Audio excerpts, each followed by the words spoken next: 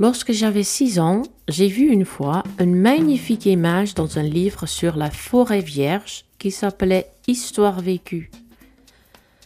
Ça représentait un serpent boa qui avalait un fauve. Voilà la copie du dessin. On disait dans le livre, les serpents boa avalent leur proie tout entière, sans la mâcher. Ensuite, ils ne peuvent plus bouger et ils dorment pendant les 6 mois de leur digestion.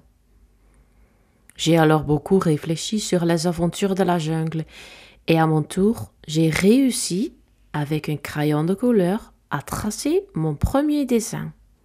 Mon dessin numéro 1. Il était comme ça. J'ai montré mon chef-d'œuvre aux grandes personnes et je leur ai demandé si mon dessin leur faisait peur. Elles m'ont répondu « Pourquoi un chapeau ferait-il peur ?» Mon dessin ne représentait pas un chapeau. Il représentait un serpent boa qui digérait un éléphant.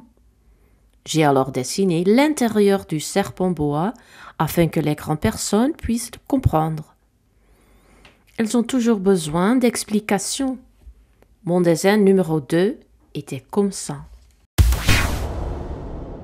Les grandes personnes m'ont conseillé de laisser de côté les dessins de serpent boa ouverts ou fermés et de m'intéresser plutôt à la géographie, à l'histoire, au calcul et à la grammaire.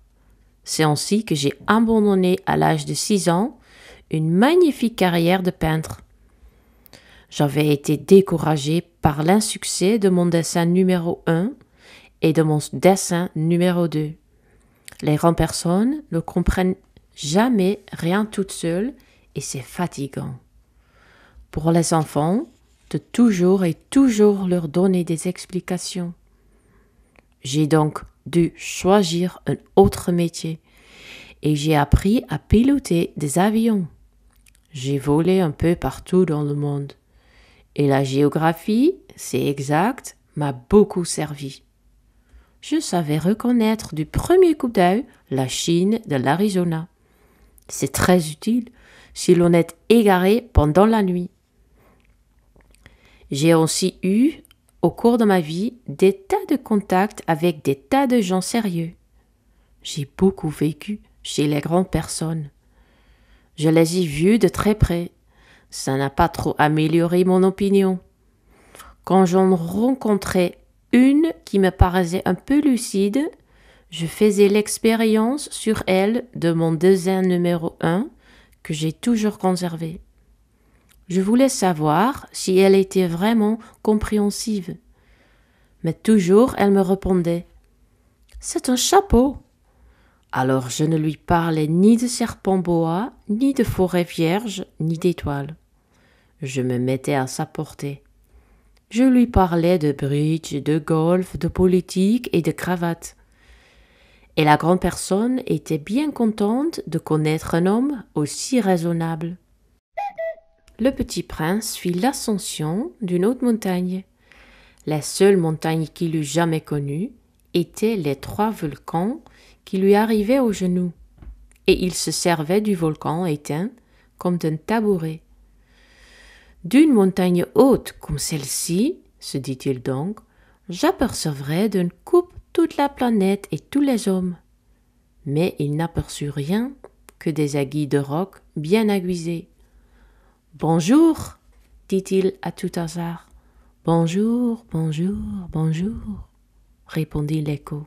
« Qui êtes-vous » dit le petit prince. « Qui êtes-vous, qui êtes-vous, qui êtes-vous » répondit l'écho. « Soyez mes amis, je suis seul, dit-il. « Je suis seul, je suis seul, je suis seul, répondit l'écho. « Quelle drôle de planète, pensa-t-il alors. Elle est toute sèche et tout pointue et tout salée, et les hommes manquent d'imagination. Ils répètent ce que l'on dit. Chez moi, j'avais une fleur. Elle parla toujours la première. » Mais il arrivait que le petit prince, ayant longtemps marché à travers les sables, les rocs et les neiges, découvrit enfin une route. Et les routes vont toutes chez les hommes. « Bonjour, dit-il. C'était un jardin fleuri de roses. « Bonjour !» dit les roses. Le petit prince les regarda. Elles ressemblaient toutes à sa fleur. « Qui êtes-vous » leur demanda-t-il, stupéfait. « Nous sommes des roses » dirent les roses. « Ah » fit le petit prince, et il se sentit très malheureux. Sa fleur lui avait raconté qu'elle était seule de son espèce dans l'univers. Et voici qu'il en était 5000, toutes semblables, dans un seul jardin. Elle serait bien vexée, se dit-il. Si elle voyait ça, elle tousserait énormément et ferait semblant de mourir pour échapper au ridicule. Et je serais bien obligé de faire semblant de la soigner, car sinon, pour m'humilier moi aussi, elle se laisserait vraiment mourir. Puis il se dit encore, « Je me croyais riche d'une fleur unique, et je ne possède qu'une rose ordinaire. Ça et mes 3 volcans qui m'arrivent aux genoux, et dont l'un peut-être est éteint pour toujours. Ça ne fait pas de moi un bien grand prince. » Et couché dans l'herbe, il pleura. C'est alors qu'apparut le renard. « Bonjour, » dit le renard. « Bonjour, » répondit poliment le petit prince, qui se retourna, mais ne vit rien. « Je suis là, » dit la voix sous le pommier. « Qui es-tu » dit le petit prince. « Tu es bien joli. »« Je suis un renard, » dit le renard. « Viens jouer avec moi » lui proposa le petit prince. « Je suis tellement triste. »« Je ne puis pas jouer avec toi, » dit le renard. « Je ne suis pas apprivoisé. »« Ah, pardon, » fit le petit prince.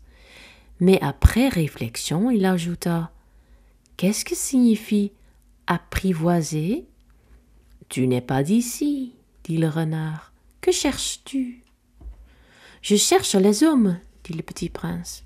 « Qu'est-ce que signifie apprivoiser ?»« Les hommes, » dit le renard. « Ils ont des fusils et ils chassent. »« C'est bien, jeune homme. Ils élèvent aussi des poules, c'est leur seul intérêt.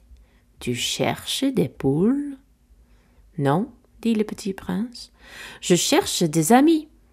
Qu'est-ce que signifie apprivoiser ?»« C'est une chose trop oubliée, » dit le renard. « Ça signifie créer des liens. »« Créer des liens ? Bien sûr, » dit le renard.